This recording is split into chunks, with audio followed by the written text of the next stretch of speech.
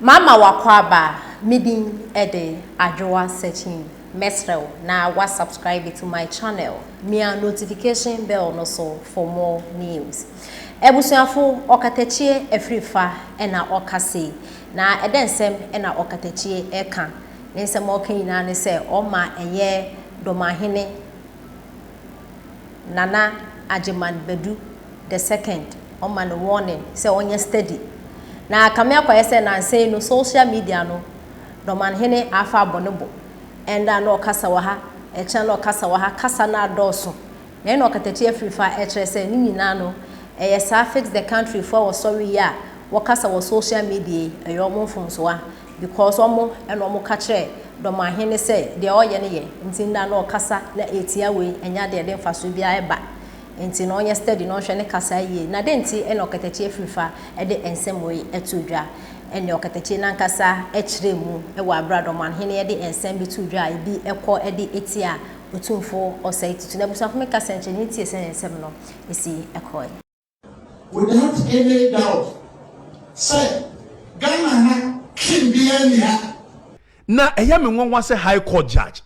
na wanim say Supreme Court emma ruling. The ruling of the Supreme Court is binding on every individual in this country. And for that matter, let us go and read the Supreme Court ruling. Unanimous decision. No Quran say we are Dormaahene of Doma. Sante hene na we are Dormaahene of Kwamai. And ya peja no under the Asante Confederacy. Wa yo otum for wanya ken wa yo otum for a wo 66 paramounts so. Eti woni ni status enye pe. And then come on, ye be ye ne. Osajefo nidi ni ade ya. Na Dormaahene nidi no. Osi ade yo ade Bedu. Okay. I think osi ade yo Bedu. All right. So nana osi ade yo Bedu. Na Dormaahene wada ma meche wa nwumri. Nana meche asante agona akonwa so.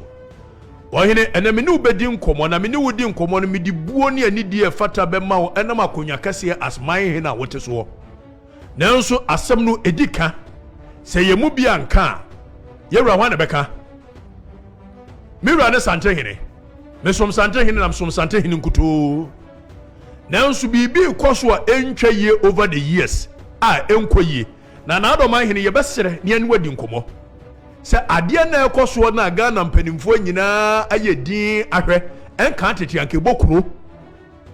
ensa de kuro ya na osi ade yo Bedu awo uye saade no bi ne mere bi atwam asante abakosemu esi ya enu nti wo firi suntra so edwane ko wampamu emu adoma nyina na ahia ane esi jata mo onche abo anwibio na afa jata manche abo anwibio waje atum na jata da wabie nanum apetupre owuramu anu opie wowuramu baako na jata eka na ntum na no wache na winie onche ne nwe edisi asesa bia beduru baabi na ewiase akoko ni ho na emom okon ayi ohia okon ye manfo na ho kire etintoko a ye beko nyina no ye franco to the drawing board na ye nkonkoko ema manfo no ye to so no sabi o ye di ahenie no wo mu ni yie ene hia nanso osi ade ya Bedu na Dormaahene for so long ewomuza brandje ni social media for ne pewasem enti niam bi twagu nanso obi anka no kore nkire wo na Dormaahene mese no kore akire wo ene mese no kore obuo kwa so e de akire wo yentie na Dormaahene briefly ye ba na Dormaahene nso ye high court judge ye bedi san komo no yentie no ye ntie se bi na patira bi aya na da fra ye yumpuno bi se bambra baba baba manyene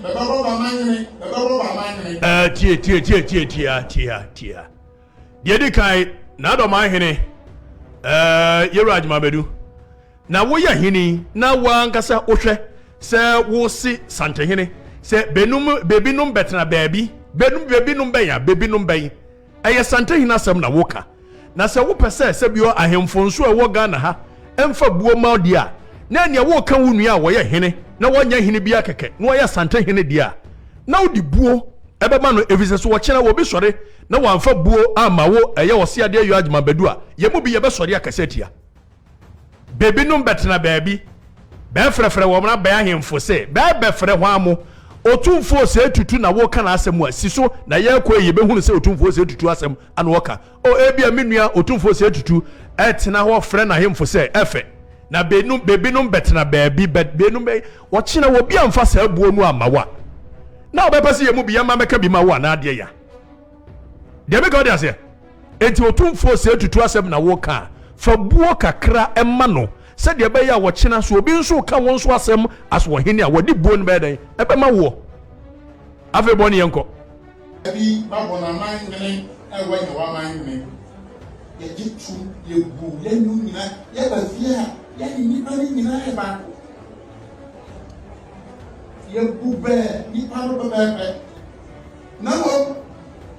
never oko amamre ayi chipenzi aka o tra anyampododo a bewo Ghana nyabutre gina hwa de di kan yankan sisu dua se osia de yo agima bedu wo ye lawyer ni osia de yo agima bedu wo ye high court judge wonye ye lawyer ni keke watira eye the lawyer status aba be ye high court de ya judge na wo ye judge ni a woni mra eni mapa na ebomun for the purposes of eye mischief yan hwede eye ye rosi ade yo agima bedu e ba be ye yan hwede Parliament asante na meba osi ade yo agima bedu eye judge ni na osi ade yo agima bedu se chieftaincy act ne say amayene eni asante hene on say for the purposes of mischief or sheda kura dane no ade di kan state asante hene and the paramount chiefs kenyo na akobrofo kasem ne kase bibi eni bibi a that means ensonso ne da sa de kuro ne ntamebua asante hene and paramount chiefs eti yajitum sa asante hene no ensonso ne da wonne paramount chiefs ada ne yanga say paramount chiefs in Ghana now sabio wonim de wo ye na mischief into all throw dust into the eyes of the people it was say paramount chiefs any asante hene it esa one lies unti was say asante hene ne paramount chiefs ni ye pe yate ase ye beba be kirem ye move ni yankoi divisional chiefs C sub divisional chiefs D adikrofo and E other chiefs as recognized by the National House of Chiefs. Mrabia ni wa trense we na na we man na hini kase bi ewo so and I want to state here without any doubt say Ghana na kin bi anya nyabutre osi ade yo agima bedu se mrabia ni wa e kire se wo ye man hini